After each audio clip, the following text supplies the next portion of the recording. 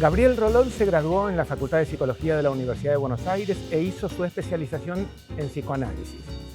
Historias de Diván, su primer libro, fue un éxito editorial inusual.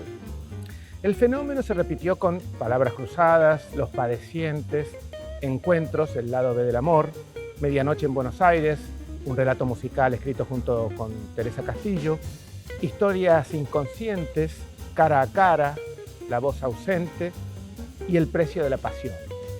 En televisión, Historias de Diván, basada en sus libros, fue distinguida por la UNESCO y fue llevada al teatro con gran éxito. Hoy, en el ciclo Verano Planeta 2021, estamos presentando El duelo, su último libro. Bienvenido, Gabriel. Hola, Nino, ¿cómo estás, amigo? Muy bien, muy bien. Un gusto saludarte. Lo mismo. Hemos estado pasando tiempos muy curiosos y muy inéditos. ¿Cómo viviste vos esta situación de la pandemia, del confinamiento, de la cuarentena? ¿Qué te pasó? Lo viví con mucha responsabilidad. Lo viví con esa sensación que produce lo inesperado. Digamos, cuando el azar de la vida se juega y te demuestra que creer que uno puede planificar demasiado es un acto de soberbia. Yo tenía muchas cosas por hacer en este año, muchos proyectos por los que había trabajado mucho, y me di cuenta que eso no iba a ser posible. Lo viví con el conocimiento de haber estudiado pandemias anteriores, Claro. que sí que me hacían pensar que esto de que iba a pasar en 2 o 3 meses era una utopía. Y entonces desde el primer momento me decidí a concientizarme, a saber que iba a tener que ser muy respetuoso y que en medio de una situación tan extraña tenía el privilegio de poder seguir trabajando. O sea, yo he podido seguir atendiendo a los pacientes. No pudo hacerlo del teatro, pero sabiendo además que iba a sufrir mucho. Y además has tenido con toda seguridad mayor demanda de tus pacientes. Sí, seguramente, pues estaban muy angustiados, estaban muy tristes. Y yo también, porque sabía que la Argentina iba a sufrir mucho, Nino. Nosotros hemos recorrido de norte a sur juntos la Argentina y sabes lo que amo a mi país.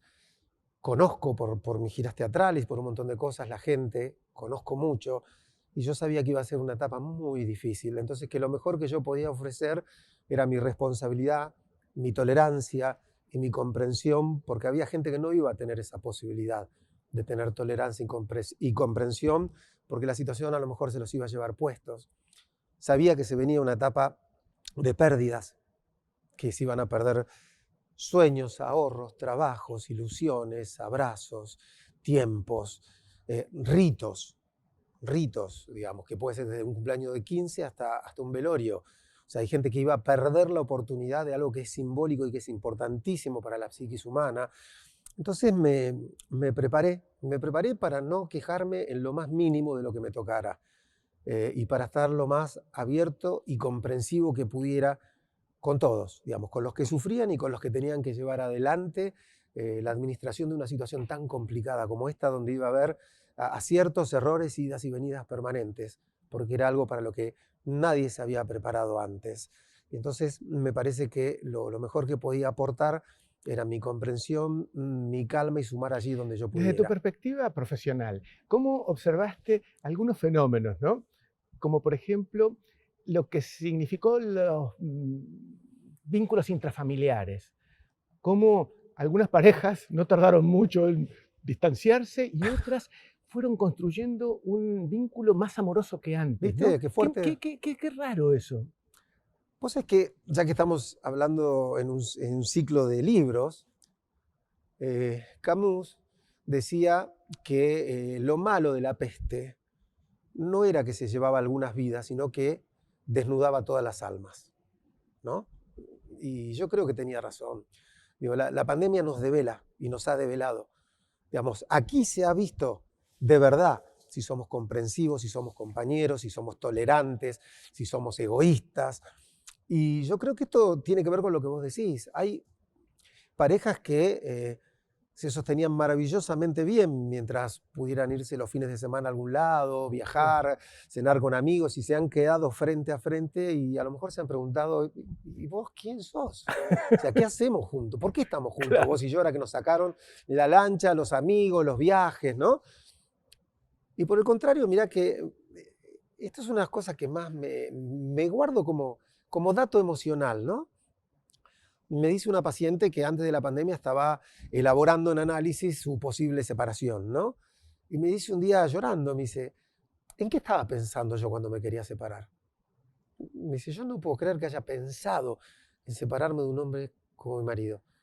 Me dice, vos sabés lo compañero que es, lo buen padre, lo buen marido, me dijo, lo que ha sido de solidario con mi familia. Me dijo, yo estaba loca, me dijo, este es el hombre de mi vida. Yo Qué no puedo amar curioso, a alguien. lo redescubrió Eh, a eh, partir del confinamiento. Increíble. Pero es que esas situaciones te llevan a eso, Nino. Vos decías recién lo que ha cambiado a la gente. Yo, ¿sabes en qué pienso? En los niños.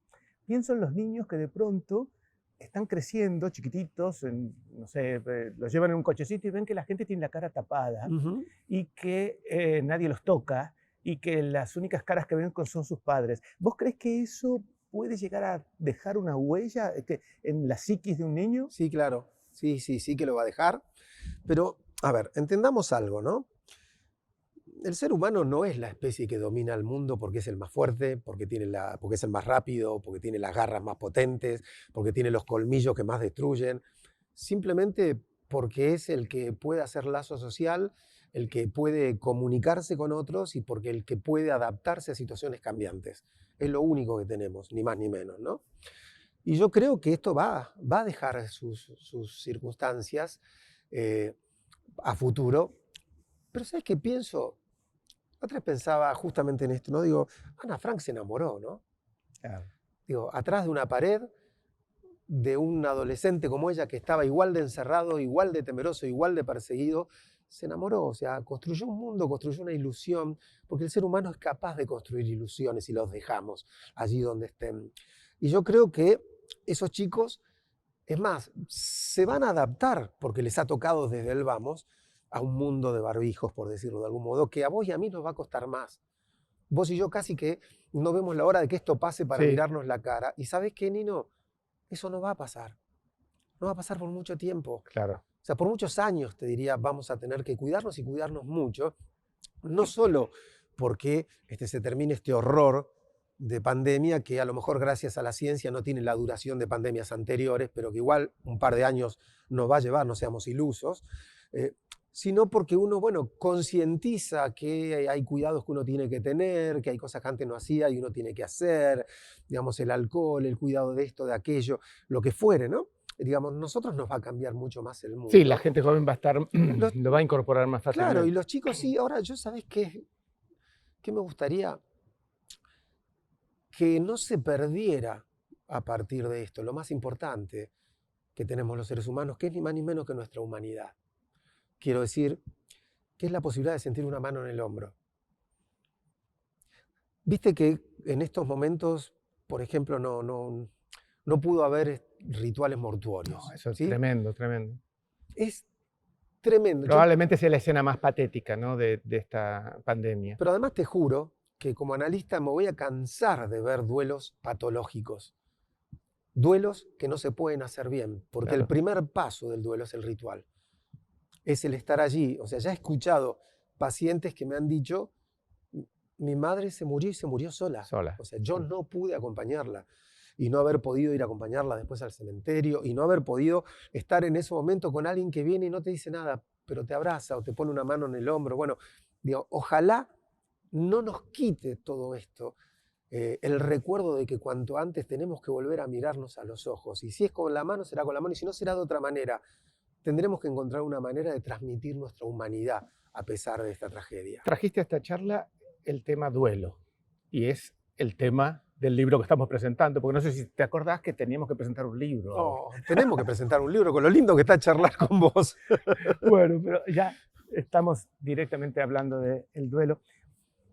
Te quiero hacer una pregunta. Tiene que ver con que en tantos años que vos me has distinguido y dándome el honor de acompañarte en la presentación de los libros, Yo no creo recordar una de esas oportunidades en que vos no hayas mencionado a tu padre. Y lo primero que leo en tu libro es que se lo dedicas a él. ¿Es un duelo vivo todavía? ¿Tengo que entender eso? ¿Por qué? No, por suerte no. Es un recuerdo. Si algo te permite el duelo, es transformar una angustia que no cesa en un recuerdo. Eso es lo que hace el proceso de duelo, Nino. Cuando vos perdés a alguien que amás, ya sea porque se muere o porque te abandona, o porque un duelo es la situación que vive todo aquel que pierde algo que ama. Y eso puede ser porque se muere tu padre o porque la persona que amás te dice no te quiero más y se va, ¿sí? O porque un día te das cuenta que ya no sos joven, o porque un día, por suerte en la patria ya no pasa desde hace mucho, te tenés que exiliar, ¿sí? Y entonces vos vivís en un mundo añorando un idioma, una patria, unos amigos que ya no podés tener, y todo eso hay que duelarlo. Pero ¿qué es lo que pasa? Cuando vos sufrís el impacto de una pérdida, eso es una amputación emocional. Vos sos amputado emocionalmente de algo que amás. Y la sensación que eso genera es tan tremenda, te conmueve tanto. ¿Y sabés qué hace la mente para defenderse de la pérdida? Te habita de lo perdido. Lo que ya no está afuera te avasalla desde adentro.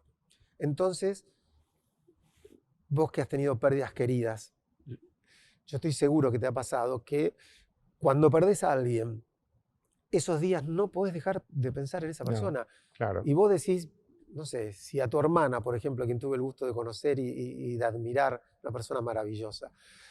Y vos decís, si yo con mi hermana hablaba, qué sé yo, una vez por semana o la veía cada 3 semanas, ¿por qué ahora que se murió la extraño todos los días? Si yo no la veía todos los días. ¿Por qué? Bueno, porque se te instala adentro como una presencia. Yo en el libro lo llamo el fantasma de lo amado. Se instala y extrañás vos a tu hermana, yo a mi padre, el enamorado, a la persona que lo dejó y el que tuvo que exiliarse extraña las calles de Buenos Aires que a lo mejor antes ni las miraba demasiado y ahora no se las puede sacar de la cabeza. ¿Hay un componente de culpa en todo duelo o no? Es uno de las emociones que aparecen durante el duelo, porque lo primero que te pasa cuando vos perdés a algo o a alguien es pensar qué podrías haber hecho para que eso no sucediera, ¿sí? ¿Viste? Uno dice, uy, si la hubiera llevado yo con el coche en vez de que se fuera sola, si le hubiera dicho que no podía ir, si lo hubiera acompañado, si hubiera. Nos llenamos de potenciales que lo único que intentan es cambiar una historia que ya no se puede cambiar. Y entonces nos sentimos culpables por lo que hicimos, por lo que no hicimos, por lo que dijimos y por lo que no dijimos. Es una emoción esperable en un momento del duelo. Las emociones del duelo, digamos, el dolor, la culpa, la incredulidad, la rebeldía contra la realidad. O sea, no me gusta esta realidad. No me gusta y no la quiero. Entonces uno quiere imponerle a la vida sus emociones. Uno lo puede ver esto de un modo muy patético en el enamorado, que sigue llamando, que se humilla, que pide por favor, que toca timbres de puertas que ya no se le van a abrir, o sea, no, pero que quiere cambiar la realidad de algún modo. Entonces, pero todas estas emociones forman parte del proceso. Lo patológico es cuando alguna de estas emociones no te abandona. Cuando vos decís, en un momento sentí culpa, listo, ¿te duró cuánto? ¿Un par de semanas? ¿Un mes? Pero hay dolores que pueden no abandonarte nunca. Sí, claro, pero como dolores, no como padecimiento. Hay una diferencia sustancial entre una cosa y otra, obviamente. Sí, obvio. Mira, el dolor no es algo negativo, ni no. Por lo general tenemos la idea de pensar y de ver el dolor como si fuera la peste misma, ¿no? Y si yo te lo voy a poner un ejemplo, si en este momento nos cayéramos al piso y cuando nos vamos a levantar, yo te digo, quédate ahí, Nino. O sea, no te termines de levantar, quédate ahí. ¿Qué sentís? Vos sentís, te tiemblan las piernas, te tiemblan los brazos. ¿Sabés qué es eso? Es el esfuerzo que está haciendo tu cuerpo por ponerse de pie. Bueno, el esfuerzo que hace la psiquis para ponerse de pie después de algo que hemos perdido es lo que registramos como dolor. Esa tensión no es muscular como cuando nos ponemos de pie físicamente. Esa tensión es dolorosa. El dolor es la psiquis que se defiende. La gente dice a veces me voy a morir de dolor. De dolor no se muere, con dolor se vive. Entonces, el dolor nos va a acompañar. pero no tiene por qué ser sufrimiento, por qué ser padecimiento. Nos acompaña cada tanto. Vos hablabas de mi padre y yo hay momentos donde lo extraño tanto y donde me duele, pero ¿sabes qué? Me río, tengo proyectos, hago el amor, armo mis sueños, escribo libros, hago obras de teatro, converso con amigos. Listo, en algún momento, en ciertas situaciones, en ciertas fechas, me va a doler, pero no me acompaña todo el día el dolor ya. Y cuando me duele, casi te diría que hay un punto donde lo agradezco, porque en definitiva que algo te duela quiere decir que en algún momento amaste, porque nadie sufre por algo que no haya amado. Me da la sensación de haber visto gente, decime si esto es así, que se regodea de alguna forma o vive una especie de felicidad de su melancolía, ¿no? Que constituye ya su identidad. Esta persona, hasta que desaparezca, será la viuda de, o personas que están amarradas a eso. ¿Eso es una expresión patológica? Sí, tremenda. Mira, cuando vos perdés algo que amás, inmediatamente casi te diría que convocados por el estímulo, se hacen presentes dos grandes enemigas, la melancolía y la depresión. Son los dos grandes riesgos de quien ha perdido algo que ama. Quedar melancolizado o quedar depresivo. ¿Por qué el duelo es tan importante? Porque el duelo es el camino que realiza alguien que a los codazos intenta sacarse de encima la depresión o la melancolía. La melancolía como una enfermedad tremenda, una psicosis grave que te mantiene por fuera para siempre de la vida. O sea, el melancólico, como bien decías, es la viuda de. Ya no tiene entidad propia, ya no tiene vida propia, ya no tiene sueños, no tiene nuevos amores, ya no disfruta de nada.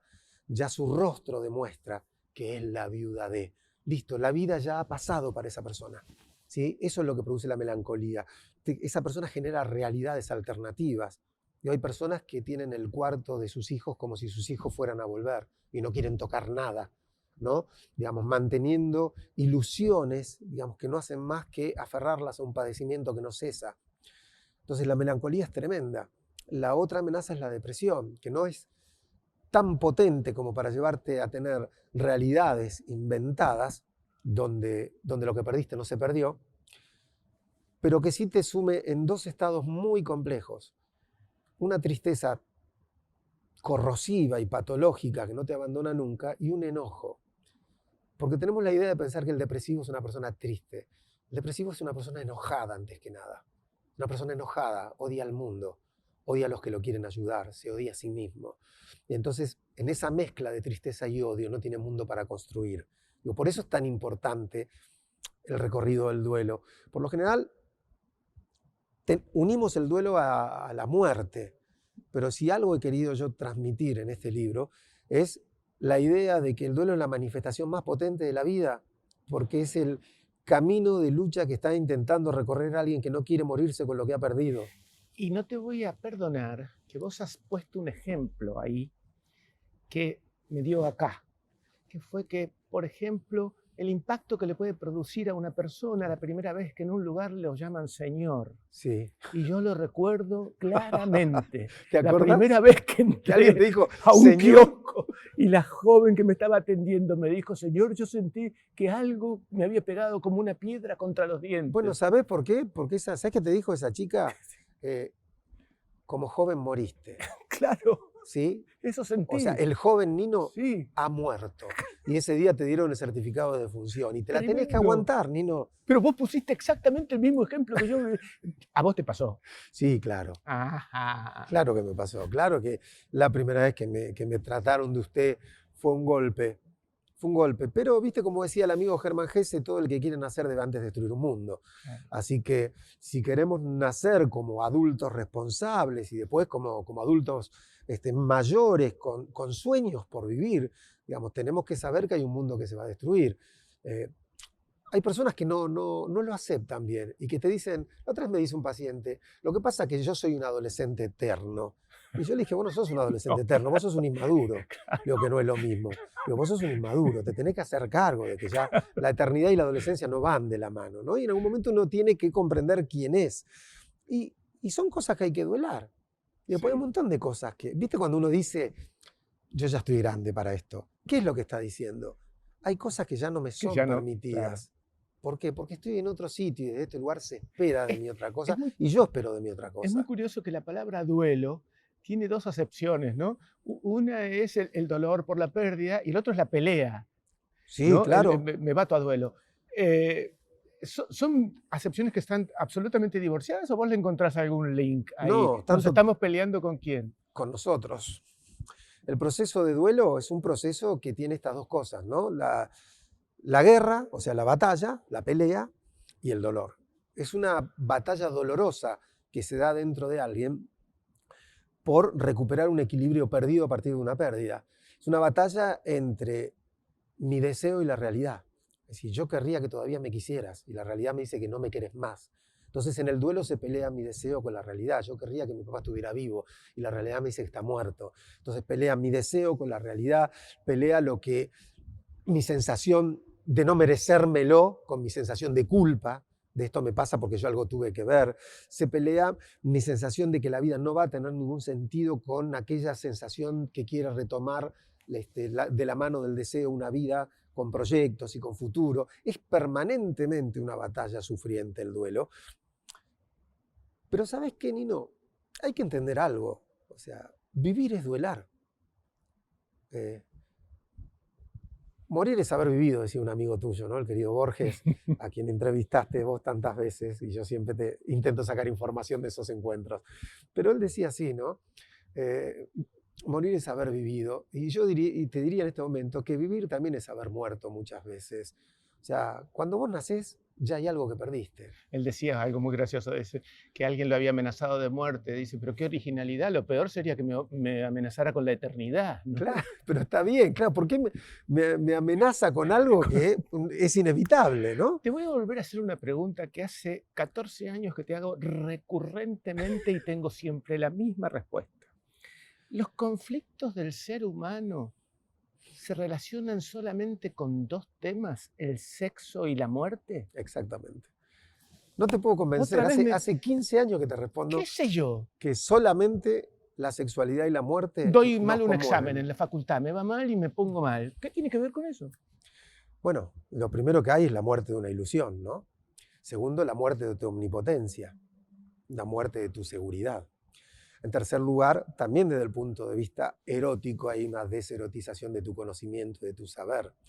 La idea sería confundir la muerte solo con la muerte física y la sexualidad solo con el coito. Pero todo en la vida humana se relaciona con la muerte, con la sexualidad. ¿Qué es decir? Con la vida y con la muerte.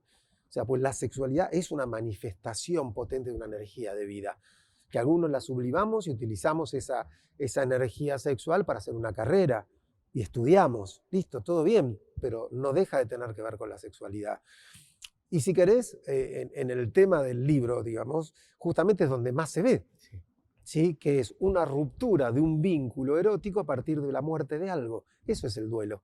Digamos, algo muere. ¿Qué es lo que muere? Algo amado, algo erotizado. Y cuando digo erotizado, repito, puede ser el erotismo sublimado por el cariño, por el afecto, Sí, por la sí, claro. amistad. Pero lo que tenés es eso. Mira, no se duela cualquier cosa, Nino. Todo el tiempo estamos perdiendo algo, ¿no? Y no todos nos obligan a un trabajo de duelo. Las cosas que nos obligan a duelarlas son cosas que calaron hondo en nosotros, cosas que nos hicieron sentir por un ratito que la vida tenía algún sentido, que algo era un poco más justo, ¿sí? Algo que, mira vos, estamos en un momento un poco doloroso, ¿no? Pienso, se me vino la muerte de Diego Maradona, ¿no? Iba Digo, a preguntarte de eso. pero digo, ¿y por qué? O sea, casi todos estamos duelando. Y digo casi todo porque nunca falta alguien que se enoja con alguien solo porque ha tenido más méritos que uno, ¿no? Y entonces pone la mirada allí en la falta, como si todos no tuviéramos alguna. Pero digo, ¿por qué duelen tanto estas cosas y nos convocan a un duelo colectivo y a un dolor colectivo? Porque son personas que por un rato nos hicieron creer que la vida podía llegar a ser justa. Digo, cuando Maradona le hace aquel gol a los ingleses, y hablo del segundo, el maravilloso, aunque en el otro también hubo un cierto placer. La mano de Dios. Sí, hubo un cierto placer porque era Inglaterra, veníamos de una guerra hacía poco. A ver, vos estás... Bueno, los placeres no siempre son éticos, ¿no? Claro. Bueno, me dan ganas de preguntarte cosas, pero te zafás porque sos el entrevistador. Claro, las preguntas son mías acá. Claro, pero mira, es interesante esa idea igual, en algún momento la tenemos que desarrollar. Pero en esa situación de decir, bueno, a ver, ¿y ustedes están en nuestras islas de un modo justo? No. ¿Por qué están? Porque son más fuertes, porque tienen más plata, porque tienen mejores aliados, pero no se lo merecen. Entonces en algún momento te comiste un gol injusto y bueno, un tiro para el lado de la justicia, dijo uno, en medio de algo que no es... A mí me enorgullece mucho el segundo gol. Claro. ¿Pero por qué? Porque en ese partido y en ese gol, de un modo ilusorio, fantasioso y equivocado... Sí, un símbolo. Bueno, pero sentimos simbólicamente que había alguien que nos devolvía alguna victoria contra enemigos acérrimos, eternos. Digamos, vos sos un hombre muy estudioso y sabés de los cañonazos que allá en 1810 los ingleses tiraron para dar hurras porque nos abríamos de España solo porque ahora los dueños nuestros iban a ser ellos, ¿no? Entonces siempre hemos tenido con Inglaterra esta cosa y bueno, y cuando digo hizo eso, nos hizo sentir que podía ser alguna justicia divina. Bueno, la persona que te dice te amo, si vos también la amás, por supuesto, ¿no? Si no es un problema, decir, se enamoró esta persona de mí, ¿cómo me la saco de encima? Pero si vos también amás, esa persona que te dice te amo, te devuelve la sensación de que el mundo puede ser un lugar más justo. Y eso es lo que se duela. ¿Es posible que el duelo contagie? Me estoy refiriendo a que el caso Maradona, ¿no? Sí. Puede ser una persona que no tenga ningún afecto por el fútbol, que no le guste nada y que pueda tener algún juicio crítico con él. Pero es imposible no conmoverte con la emoción generalizada, ¿no? No sentir ahí una empatía con lo que le está pasando a la gente, que está realmente triste por lo que ocurrió. Para mí fue fenomenal eso. Es muy conmovedor. Vos sabés que yo acostumbraba a ir en los 24 de marzo a la Plaza de Mayo. No podía dejar de conmoverme, sí, digamos, caminar entre la gente. Claro. Y pasaban todos, digo, peronistas, radicales. Cuando venía la marcha de hijos, con esas fotos, sí, columnas. Y yo necesitaba caminar entre eso para sentir esa energía que nos hermanaba, a pesar de las diferencias, en una ilusión de democracia y de cosas. Digo, hace unos años que no voy porque mi mujer cumple años justamente en esa fecha y bueno, quiero estar con ella el día de su cumpleaños, ¿no? Pero, digamos, me reservo mis momentos para pensar y tiene que ver con esto que vos decís, la posibilidad de sentirte empático, unido, identificado y formando parte de, Nino. O sea, en un lugar donde nosotros vivimos en un país muy difícil, ¿sabes? Casi todo el mundo cuando habla de la Argentina dice, en este país, no vas a encontrar un uruguayo que diga en este país, dicen en mi país. Y yo los admiro tanto por eso. Y yo digo en mi país. Me he concientizado no decir nunca en este país. Este es mi país. Y parece ser que, bueno, digamos, Diego nos hizo sentir que era mi país a todos juntos por un rato, por un campeonato, por un partido, por un gol. ¿Cómo no agradecer eso? Pero me parece que esas emociones las tenemos que rescatar, porque hay duelos comunes que nos hermanan también, como hay triunfos que nos hermanan, hay duelos que nos hermanan. Entonces yo creo que ante alguien que nos ha hecho sentir estas cosas, ¿cómo no nos vamos a conmover si por un rato, de verdad, en vez de decir en este, decimos en mí? Hay una cosa que he observado y que en algún pasaje mencionás. Uno puede estar en la inminencia de la muerte de un ser querido, pero solo en el exacto instante en el que te dicen se murió, ahí el duelo aparece, explota, nos manifestamos. ¿Por qué ese mecanismo? Si sabemos que se está por morir dentro de 5 minutos. Porque no hay preparación posible, porque no hay un registro de la muerte en nuestro inconsciente. No. Digamos, y además porque hay cosas... cuando murió tu mamá, por ejemplo, ¿no? Digo, hasta el preciso instante en el que vos te enteraste, no habías habitado ni un segundo un mundo donde tu mamá no viviera. Exacto. ¿No? Sí. Es decir, que el día que te dijeron, Nino, murió tu mamá, el mundo pasó a ser otro. Nunca habías vivido en un mundo donde No tu me lo mamá dijeron. no viviera. ¿Eh? Morí con su mano en la mía. ¡Wow! Mucho más fuerte Murió todavía, me imagino, ¿no? Pero qué Sí. lindo lapsus. Sí. ¿Puedo tomarlo? Perdóname. Un me la dejaste lapsus, picando, tenés razón. justo a mí. ¿Cómo puedo justo a ahora? mí, es que es un regalo, Nino. Claro, que no sé, justo. es morir con Parece sus que manos lo en la hubiéramos mía. ensayado. Bueno, no, pero es maravilloso. Y te agradezco este clima y esta confianza como para que aparezca esto. ¿Qué me estás diciendo con esto? Obvio. Me estás diciendo, en realidad, lo que sabe todo aquel que ha recorrido un duelo. Que es que el duelo, en realidad, no es que se muere el otro, es que se muere una parte de vos. Claro, ¿Por qué te crees que duele tanto? Sí. Porque cuando tu vieja se fue, con tu mano ahí, vos me lo estás diciendo, ¿sabes qué? Yo también me morí un poco, ya no soy más el nene, el hijo de, el mayor, el preferido o el rebelde, no importa qué, pero ocupamos un lugar. Eso, claro. Mira, Nino, a mí todos los 1 de noviembre a las 12 menos 20, que es el horario donde yo nací, ese es mi cumpleaños, mi mamá me llama. O sea, yo puedo poner el reloj en hora. Suena el teléfono, 12 menos 20. Estoy atendiendo y le digo al paciente, 12 menos 20 me van a llamar, interrumpo un segundo. Es el Día de los Santos. El Día de los Santos, claro. Y naciste vos justo, mira. Nací yo.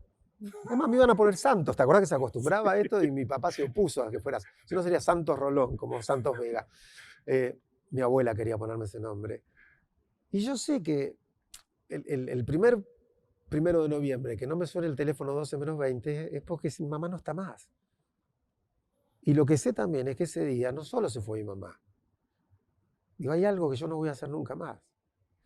Digo, se va a haber muerto ese hombre al que los 1 de noviembre a las 12 menos 20 le suena el teléfono para que la voz amada de su madre le diga que nació.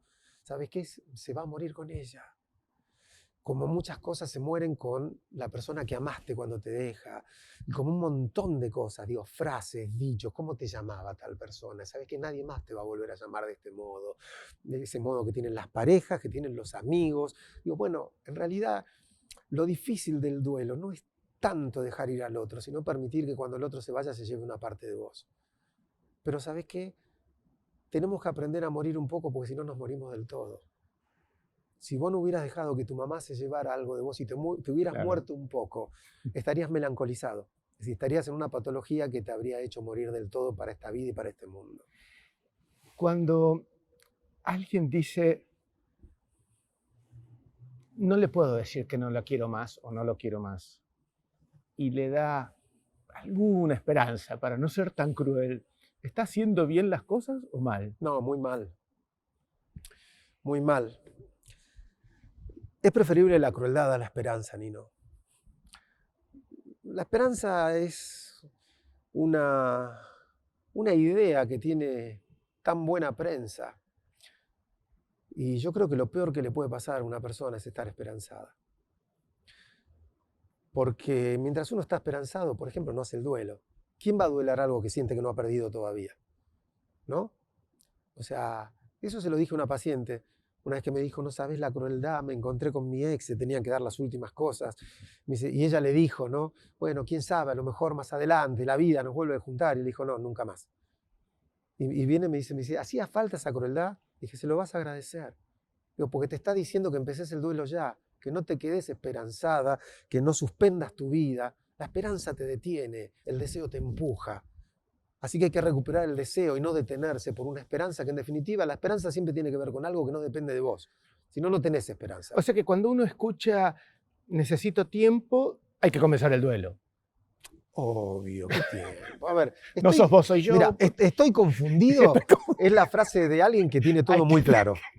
Nadie que no tenga todo muy claro dice estoy confundido. Así que, es más, yo creo que eso, viste, mira, necesitaría un tiempo, es listo. El tiempo es eterno, tomátelo a partir de ahora y puede durar toda tu vida. No te doy un tiempo, es tu vida, andate. Lo que no vas es a detener mi vida en ese tiempo. Quiero decir, si dentro de 2 meses te das cuenta que te equivocaste, volvés. Si todavía te amo, vemos. Pero lo que no voy a hacer es quedarme 2 meses esperando y llamando a ver, che, ¿cuándo se agota tu tiempo? ¿Cuándo puedo empezar el duelo? No, o sea, como decía mi amigo Dolina, me están echando y yo ya me fui. ¿no? Entonces me parece que de eso se trata el asunto. O sea, mira, no me digas necesito tiempo, decime no quiero estar con vos. Listo. Vos sabés, Gabriel, que Marcel Proust, he recogido ahí una cita, decía que la felicidad es beneficiosa para el cuerpo, pero el duelo desarrolla los poderes de la mente. Explícamelo. Bueno, yo creo que el duelo te obliga a encontrar respuestas que antes no tenías, a vivir situaciones que no tenías que enfrentar antes de la pérdida. Y por supuesto que te pone a prueba. Te pone a prueba y pone a prueba tus mecanismos de adaptación a situaciones cambiantes, tu mecanismo de sobreponerte y tu capacidad para sobreponerte a situaciones dolorosas. Estoy totalmente de acuerdo. Pensá por un instante en una persona que no hubiera perdido nada. Digamos, pensemos en una existencia mítica, porque eso no existe. Como te dije, desde que nacemos algo hemos perdido, ¿sí? Pero imagínate a alguien que esto no hubiera pasado. Se me viene a la mente, ¿te acordás la película El último emperador? Sí, claro. ¿Sí? Sí. Que es decir, imagínate a alguien que hubiera vivido así, ¿no? Toda la vida es igual. En Sí. ese mundo, creyendo Sí. que existe ese ámbito donde todo depende de su voluntad y donde todo está hecho para cumplir sus caprichos. Sí. Claro, y un día te sacan al mundo, ¿no? Y bueno, el duelo es ese acto que te saca al mundo, que te baja del pedestal y que te dice que sos humano, que los amores se van, que la gente se muere, que tus sueños a veces no salen y que te tenés que reponer. Porque si no tenés la capacidad de ponerte de pie y de resurgir de tus derrotas, vas a ser toda la vida un melancólico, un depresivo, un sufriente o un resentido. Bueno, en Nepal, la Kumari, la diosa virgen, hasta que tiene su primera menarca o sangra, está criada como una reina, una diosa, y cuando le ocurre eso, la abandonan a la ciudad. Sí, claro. Es bueno, patético. imagínate lo que es eso, ¿no? O sea, que, bueno, por lo general los duelos hacen algo parecido, pero no esperan a que tengas tu menarca o tu primera polución nocturna, Sí. ¿no? Por lo general empieza antes, empieza cuando tus papás te sacan de la cama, cuando te sacan la teta, cuando te sacan el chupete, cuando te dejan en el jardín y vos tenés miedo porque querés quedarte en tu casa. Bueno, todos esos pasos son duelos. O sea, crecer no es otra cosa que ir enfrentando duelos sucesivos. Gabriel, ¿es más fácil el duelo para los creyentes? Yo creo que la gente de fe tiene a mano una herramienta de consuelo que nosotros no tenemos, Nino. ¿Sí? O sea, hemos compartido muchos viajes y muchas horas, así que sé perfectamente que vos, como yo, casi que no crees ni en vos mismo, ¿no? Como me pasa a mí. Digamos, nosotros no. A mí me tienen que convencer de que realmente existe. Cartesiano pedestre, así, más de 1 milímetro del suelo. Bueno, pero vos el psicoanálisis, más o menos, ¿no? Más o menos que... Diría nuestro amigo Mario Bungen. No. Nada que ver. Psicoanálisis no es un acto de fe, menos en Dios, ¿no? Pero yo creo que la gente que tiene fe tiene... Mira, hay un capítulo de House que me parece maravilloso, ¿no? Que hay gente que está rezando al lado de Doctor House, ¿no? Sí. Que está rezando al lado de una cama y él, ¿te acordás cómo era? Esa ironía, sarcástico. Y le dice, ¿por qué esta gente está rezándole a Dios? ¿No? Dice, está perdiendo el tiempo con esto. Y la doctora le dice, bueno, esta gente tiene algo que usted no tiene. Y él le dice, sí, un amigo imaginario. Claro. ¿No? Y bueno, yo creo que ese amigo imaginario, ese opio de los pueblos, decía Marx, ¿no? Que son las religiones, le dan, ¿por qué no?, al que tiene fe una herramienta que nosotros no tenemos. O sea, seguramente pensar que tu mamá o mi papá están en algún lado y están felices haría que nos doliera un poco menos. Pero la fe no es voluntaria, la fe se tiene o no se tiene, y tampoco somos quienes para decir que la razón está de nuestro lado, ¿no? Hay una vieja baguala de nuestro norte querido, que doña Ubenza, que al ritmo de caja grita, me persigno por si acaso, no vaya que Dios exista. Claro. Entonces se trata de eso, es decir, qué sé yo si existe o no existe. Yo no creo, de todas maneras, no me acuerdo quién era que dijo esta frase, pero me encantó. decía, bueno, no, Freud, mira, no me acuerdo quién, justamente, Sigmund Freud, pero es una frase poco, no es del psicoanálisis pleno, sino de alguna de sus reflexiones, sus cartas o sus notas, que le preguntaron, ¿y si Dios existe? Y Freud dijo, no tengo problemas con eso, porque yo estoy seguro que tengo mucho más que reclamarle yo a él que él a mí, ¿no? Así Decía que... Borges, ¿no? Creer en la existencia de un Dios todopoderoso, omnipresente y que encima nos quiere a todos es la invención más genial de la literatura fantástica. Pero comparto, claro. Pero bueno, soy respetuoso de aquellos que creen, pero volviendo a tu pregunta, sí, claro. Yo creo que tiene una herramienta que ¿Por qué nosotros nos no tenemos. advertís en el libro que puede haber algunos pasajes que pueden contradecirte de algo que hayas escrito antes? Porque yo pensé este libro desde hace muchísimo tiempo. Este no es un libro pandémico. Digo, porque todos me dicen, uy, justo el duelo en este momento de la pandemia, parecía, ¿no? la verdad Casi que... parezco un oportunista, pero vos hace 15 años que me acompañás en esto y sabés que mis libros nunca fueron coyunturales. Yo no escribo libros coyunturales. Bueno, lo que pasa es que lo que vos escribís en tus libros le pasa a la vida, a los seres humanos de toda la vida, ¿no? Por eso, claro. Entonces... Por eso, yo escribo libros que tienen que ver con este tipo de cosas. Y cuando escribí El lado B del amor, en aquel momento dije, bueno, yo tengo que escribir la obra por las emociones que recorre un análisis. El amor, la pasión y las pérdidas. Entonces yo planifiqué estos 3 ensayos que fueron El lado B del amor, El precio de la pasión y ahora le tocaba el turno al duelo. Libro que vos sabés que los libros se escriben en 1 año y medio más o menos, Nino. O sea, si el libro salió en octubre, no es que lo empecé a escribir en marzo porque no hubiera llegado, Jamás. por más oportunista que yo quisiera ser. Pero entonces el libro va yendo sobre conceptos que volqué acerca del amor, pero que en ese momento los miré desde la óptica del amor y ahora los miro del lugar del duelo. ¿Qué pasa con el amor en el momento del duelo? ¿Qué es lo que amamos en realidad? Amor ¿No? y duelo, me hiciste acordar. ¿Te acordás aquella vez que estábamos presentando justamente ese libro y en las preguntas finales un jovencito de 14, 15 años te dijo, señor Rolón, yo no estoy de acuerdo con usted, yo creo sí que el amor es para toda la vida. Sí. Y yo te miré y te dije, ¿cómo vas a hacer para no destruirle el corazón? Y vos rápidamente le dijiste, en tu caso sí es para toda la vida. Sí, tal cual. Ahora tendrías que aportarle lo del duelo, porque probablemente aquel chico que se escribió el nombre de la novia...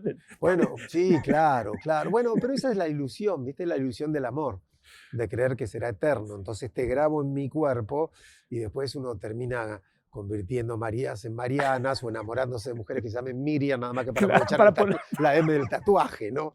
Es un condicionamiento muy grave. Hay que tener al duelo presente, pero justamente yo a partir de este libro y de este concepto reveo el amor desde el duelo, la pasión desde el duelo, o sea, las pérdidas del duelo y ya no desde el amor. Entonces son como libros que juegan e interaccionan entre sí. Mi última pregunta. Esto ya tiene bastante tiempo en el mercado, digamos.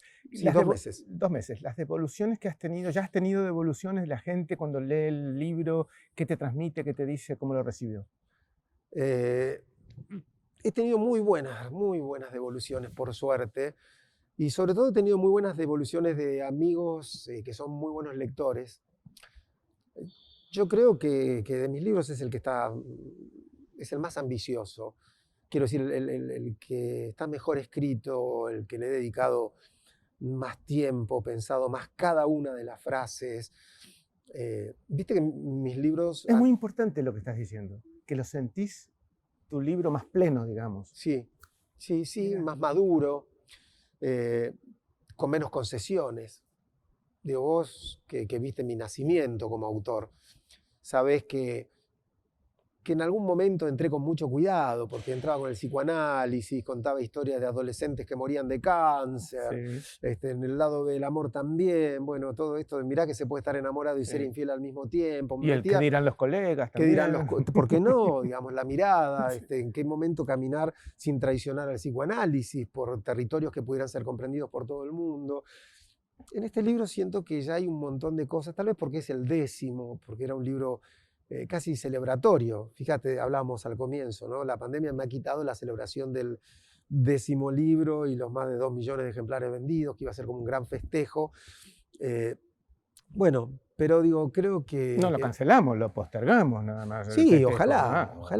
ojalá podamos festejarlo pronto, pero no importa, no deja de ser un capricho, un mimo burgués lo que yo quiero cuando en la patria tanta gente está sufriendo tanto, así que casi que me avergüenzo de ese deseo. Pero sí sentí que tenía ganas ya de poder mostrarme en plenitud y hasta te diría, no solo como un psicoanalista, sino como alguien que se anima a pensar desde otros lugares también. Digo, por supuesto con el psicoanálisis que me recorre como principal norte, pero también de la mano de la filosofía, de la mano de la historia, de la mitología y de un montón de cosas que sentí como que, bueno, era tiempo de que me permitiera incluso contradecir a Freud. Digo, el libro tiene un análisis del texto freudiano, Duelo y Melancolía, donde planteo por qué no estoy de acuerdo con Freud. Estás matando al padre. Y planteo... Sí. Bueno, es un momento importante y te diría esencial y necesario para todo ser humano. Uno no es quien puede ser hasta que no mata a sus padres. Digo, por supuesto, dicho esto de una manera simbólica, ¿no? Sí. Estamos hablando de psicoanálisis, no estamos promoviendo al parricidio. Nada literal. No. Gabriel, gracias. Muchas gracias. Es siempre, bueno, sabes, el afecto, pero además el placer de conversar contigo, porque lo que decís no llega solamente a nosotros, sino a que todo el mundo tiene algo que sintoniza y que dice, ¿qué tipo este Gabriel, no? ¿Cómo interpretó lo que me pasa? Gracias, en serio. Te extrañaba. Hacía como 2 años que no charlábamos. Te quiero mucho. Nosotros seguimos en una nueva entrega del ciclo Verano Planeta, edición 2021. Gracias. ¡Buah! ¿Terminó bien? ¡Merci! ¿Te ayudo o no? ¿Podés solo?